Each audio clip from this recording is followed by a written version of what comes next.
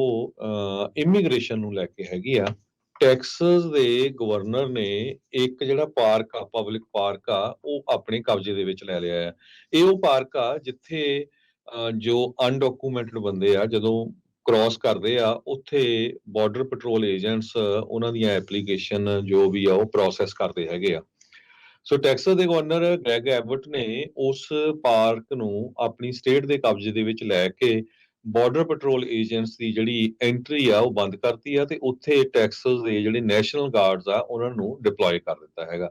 ਹੁਣ ਜਿਹੜੀ ਲੜਾਈ ਸਿੱਧੀ ਟੈਕਸਸ ਸਟੇਟ ਦੀ ਫੈਡਰਲ ਗਵਰਨਮੈਂਟ ਦੇ ਨਾਲ ਜਿਹੜੀ ਆ ਹੋ ਗਈ ਹੈਗੀ ਆ। ਉਹ ਕਹਿੰਦੇ ਬਈ ਗ੍ਰੈਗ ਐਬਟ ਕਹਿੰਦੇ ਆ ਵੀ ਅੱਜ ਦੀ ਡੇਟ 'ਚ ਵੀ ਜੋ ਲੋਕ ਆ ਉਹ ਧੜਾ ਧੜ ਉੱਥੋਂ ਆ ਰਹੇ ਤੇ ਰੁਕ ਨਹੀਂ ਰਹੇ। ਸੋ ਸਾਡੇ ਕੋਲ ਕੋਈ ਆਲਟਰਨੇਟਿਵ ਨਹੀਂ। ਸੋ ਮੇਰੀ ਸਟੇਟ ਨੂੰ ਮੈਨੂੰ ਆਪਣੇ ਹੱਥਾਂ ਦੇ ਵਿੱਚ ਲੈਣਾ ਪੈਣਾ ਆ।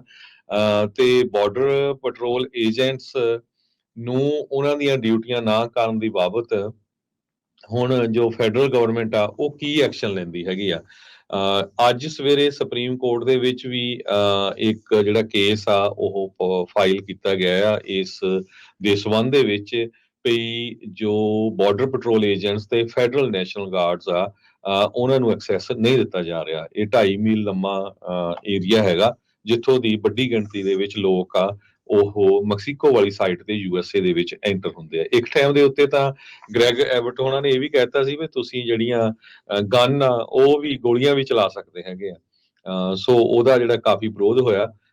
ਇੰਟਰਨੈਸ਼ਨਲ ਬਾਉਂਡਰੀ ਜਿਹੜੀ ਆ US ਤੇ ਮੈਕਸੀਕੋ ਦੇ ਵਿੱਚ ਰੀਓ ਗ੍ਰਾਂਡੇ ਪਾਸ ਦੇ ਲਾਗੇ ਇਹ ਉਹ ਏਰੀਆ ਹੈਗਾ। ਈਗਲ ਪਾਸ ਤੇ ਮੇਅਰ ਰੋਲਾਂਡੋ ਸਲੀਨਸ ਉਹਨਾਂ ਨੇ ਕਿਹਾ ਵੀ ਸਾਡਾ ਛੋਟਾ ਜਿਹਾ ਸ਼ਹਿਰ ਆ ਵੀ ਸਾਡੇ ਤਾਂ ਇੰਨਾ ਬੁਰਾ ਹਾਲ ਆ ਵੀ ਇੱਥੇ ਲੋਕ ਹੀ ਲੋਕ ਦਿਸ ਰਹੇ ਹੈਗੇ ਆ। ਜਿਹੜੇ ਓਰੀਜਨਲ ਉਸ ਸ਼ਹਿਰ ਦੇ ਲੋਕ ਆ ਉਹਨਾਂ ਦੇ ਲਈ ਕੋਈ ਵੀ ਜਿਹੜੀ ਫੈਸਿਲਿਟੀ ਆ ਉਹ ਯੂਜ਼ ਕਰਨੀ ਬਹੁਤ ਔਖੀ ਹੋਈ ਹੈਗੀ ਆ।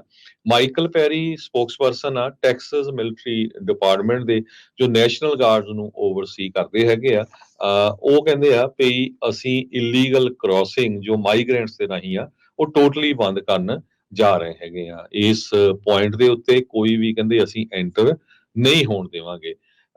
ਜੋ ਅੱਜ ਸਵੇਰੇ ਇਹਦੇ ਸੰਬੰਧ ਦੇ ਵਿੱਚ ਈਗਲ ਪਾਸ ਵਾਲਾ ਏਰੀਆ ਬੰਦ ਕਰਨ ਤੋਂ ਬਾਅਦ ਵਾਈਟ ਹਾਊਸ ਦੇ ਸਪੋਕਸਪਰਸਨ ਐਂਜਲੋ ਫਰਨਾਂਡਿਸ ਉਹਨਾਂ ਨੇ ਇਹ ਕਿਹਾ ਆ ਵੀ ਇਹ ਜੋ ਬਾਰਡਰ ਆ ਇਸ ਨੂੰ ਪੋਲੀਟੀਸਾਈਜ਼ ਕੀਤਾ ਜਾ ਰਿਹਾ ਆ। ਹਾਲਾਂਕਿ ਹੁਣ ਬਹੁਤ ਸਾਰੇ ਜਿਹੜੇ ਡੈਮੋਕ੍ਰੇਟ ਗਵਰਨਰਸ ਆ ਉਹ ਖੁਦ ਔਖੇ ਹੈਗੇ ਆ ਵੀ ਭਾਈ ਹੁਣ ਤਾਂ ਟੂ ਮੱਚ ਹੋ ਗਿਆ, ਹੁਣ ਸਾਨੂੰ ਰੋਕਣਾ ਚਾਹੀਦਾ ਹੈਗਾ ਕਿਉਂਕਿ ਲੀਗਲ ਇਮੀਗ੍ਰੇਸ਼ਨ ਬਹੁਤ ਜ਼ਿਆਦਾ ਡਿਲੇ ਹੋ ਰਹੀ ਹੈਗੀ ਆ। ਸੋ ਉਹਨਾਂ ਨੇ ਇਹ ਕਿਹਾ ਵੀ ਗਵਰਨਰ ਐਬਟ ਆਪਣੀਆਂ ਐਕਸਟ੍ਰੀਮ ਪੋਲੀਟੀਕਲ ਸਟੰਟਸ ਕਰ ਰਹੇ ਹੈਗੇ ਆ। ਜੋ ਸ਼ੈਲਵੀ ਪਾਰਕ ਆ ਇਸ ਪਾਰਕ ਦਾ ਨਾਂ ਕਰਕੇ ਜਾਣਿਆ ਜਾਂਦਾ ਆ, ਇਹ ਲੇਟੈਸਟ ਆ ਜੋ ਟੈਕਸਸ ਦੇ ਆਫੀਸ਼ੀਅਲਸ ਨੇ ਆਪਣੇ ਕਬਜ਼ੇ ਦੇ ਵਿੱਚ ਲੈ ਲਿਆ ਹੈਗਾ।